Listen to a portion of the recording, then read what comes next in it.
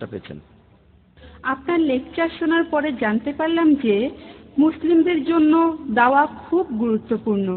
তবে মুসলিম মহিলারা তারা ঘরের দেখাশোনা করে, ভদ্রতা বজায় রাখে। আমার মনে হয় মুসলিম মহিলাদের জন্য দাওয়া দেয়াটা বেশ কঠিন, অন্তর্মুখী মানুষের জন্য আরো কঠিন।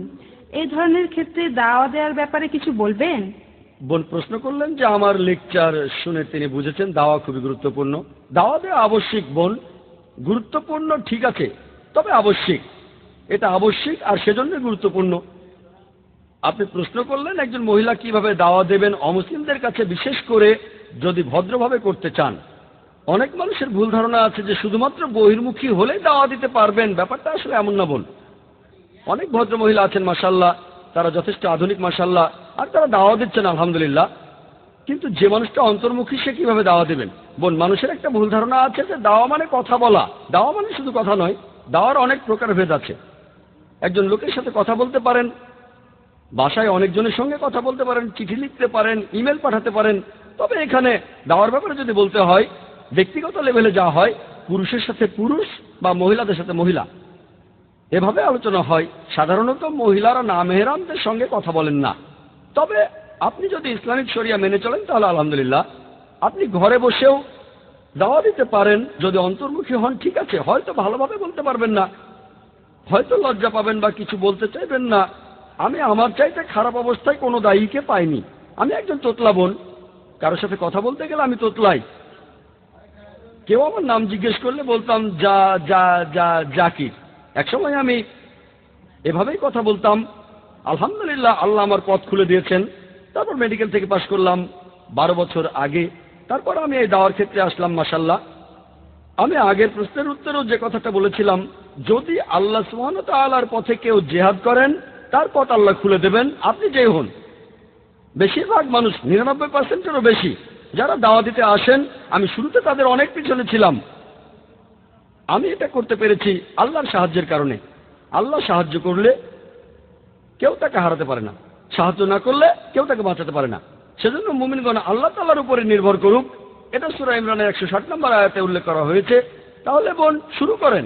যদিও ভেবে থাকেন কথা বলতে পারবেন না, কথা বলতে চাইবেন না, আপনি অন্তর্মুখী, তারপরে শুরু করেন, আর ইনশাআল্লাহ আল্লাহ সাহায্য করবেন। আর মহিলা হয়ে ভদ্রতার সাথে দাওয়া দিতে পারবেন না এমনটা নয়। অনেকের ভুল ধারণা আছে যে ভদ্র মানে ঘরে বসে থাকা। ভদ্র মানে ভদ্র, ঘরে বা বাইরে ইসলামিক শরিয়া মেনে চলেন, দৃষ্টি নিচু করেন। সত্যি বলতে নম্র একজন মহিলা অন্য একজন রুক্ষ মহিলার চাইতে ভালো দাওয়া দিতে পারবেন। এই মহিলা যখন বাইরে বের হন ইসলামিক নিয়মে সেটাও এক ধরনের দাওয়া। আর যখন ধর্ম প্রচার করেন, কথা বলেন, ইনডাইরেক্ট দাওয়া। আমার মনে পড়ে গেল যে আজ সকালে আমাদের ফাউন্ডেশনের জন্য কিছু মহিলা ট্রেনারের ইন্টারভিউ নিচ্ছিলাম। বোম্বে শহরের অনেক মহিলা এসেছিলেন। তারা আসার পর ইন্টারভিউ নিলাম, তাদের সাথে কথা বললাম, আমার বোন আর আমি। আর এইসব মহিলা তারা আমাদের প্রশ্ন করলো যে আচ্ছা আমরা ট্রেনিং দিতে আসলে শাড়ি পরে আসতে পারবো অথবা সালোয়ার কামিজ কি পরে আসা চলবে? তারাই প্রশ্ন করছে। আমরা তাদের কিছুই বলিনি, তারা মহিলা, ট্রেনিংও দেবেন মহিলাদের।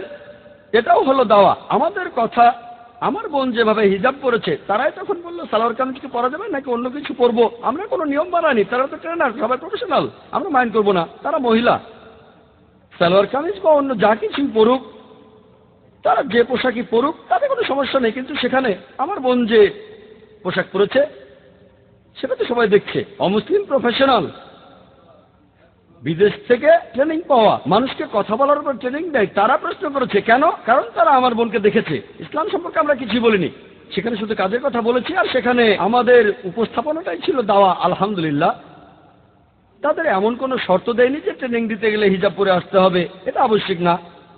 তারা অমুসলিম ছিলেন, তাই আলহামদুলিল্লাহ।